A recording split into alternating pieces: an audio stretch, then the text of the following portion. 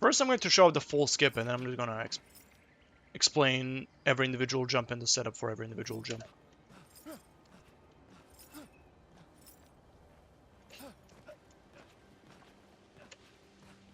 There you go.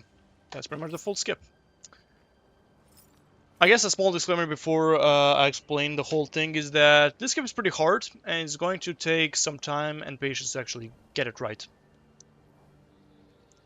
One important thing about it is that you are able to actually pinpoint where your mistakes are.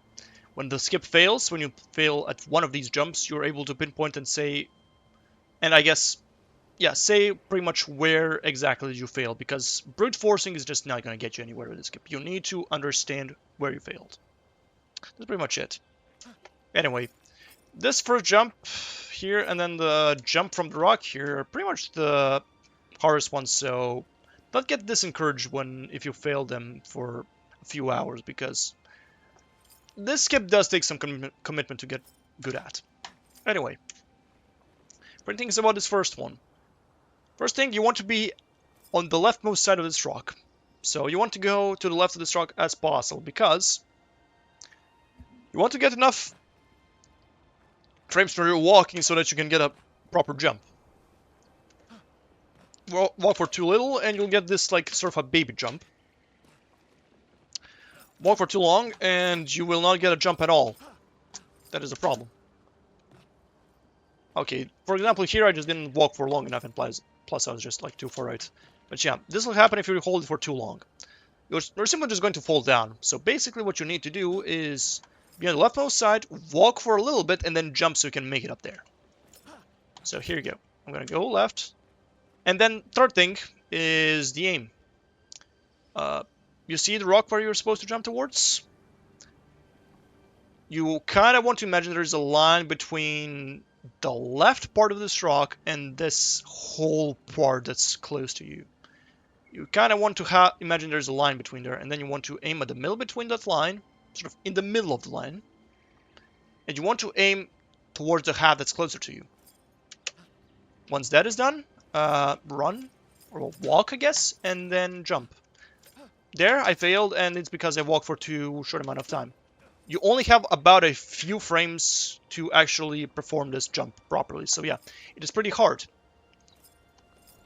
Then the second jump, you just jump forward.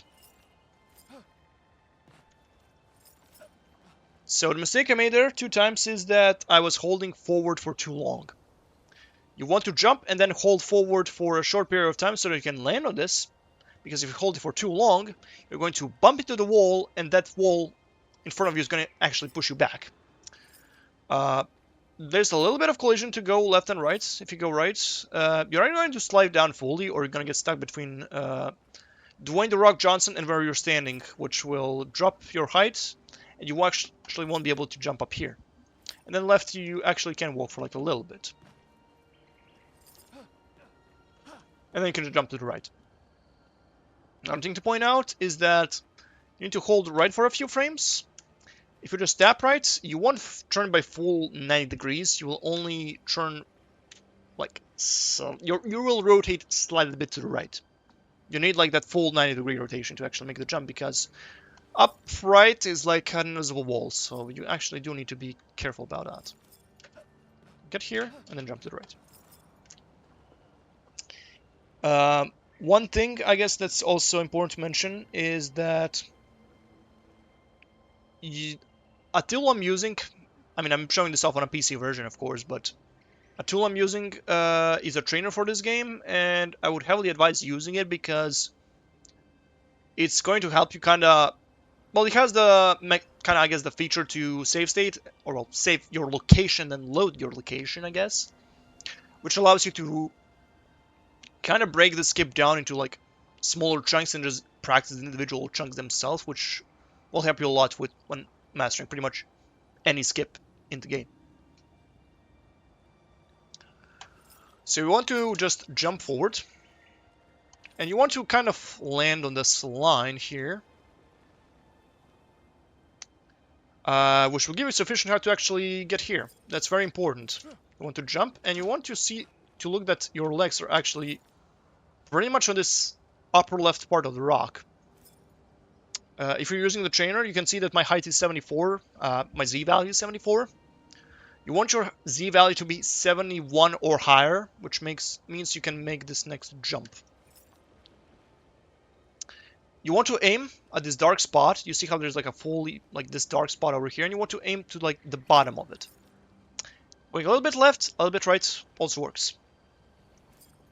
The janky part of this jump is that if you're too close to this rock and then you jump, you are actually not going to reach the apex of your jump, and you will not actually make it to the collision that's up there. The same thing, well, similar thing happens if you're too far back. You're going to get to the apex of your jump, and then you're going to start falling down, which will make you kind of not be at the apex of your jump, which will also not make you land on the collision. That's, I guess, the jankiest part about jumping to this rock, so yeah. That's just one thing you sort of gotta feel out. There is really no good explanation for it. Then here, there's rock here. You can aim towards it if you want to. That's pretty much an easier way to land there. Then you can aim towards this rock.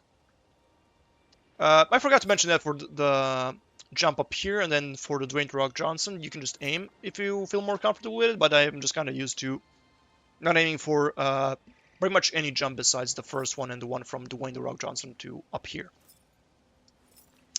The final jump, I would advise being a little bit more left on the rock I'm standing right now, because you see how, because first of all, you're going to have more height. You're going to be higher. And then up here, you see how this collision just kind of drops there. If you land on here, there's a good possibility you will just end up sliding down.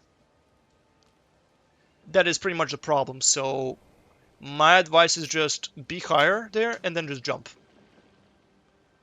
For this jump right here, and for Dwayne The Rock Johnson, some people like to hold shift and then jump. I'm actually just going to drop all the way down to explain this part before I call it there. Normal jumping gives you this much distance. If you hold shift though, which allows you to sprint and then the direction, and once you get into that sprint and then press space, you're going to get a lot more distance. Some people like to use it for this rock over here and pretty much that final jump. I personally don't use them, but you can try it out and kind of just kind of go for what feels easier for you. Like kind of, I would say both things are fine, but I'm just kind of used to the former. Yeah, that's pretty much it about this tutorial. If you have any questions, feel free to ask.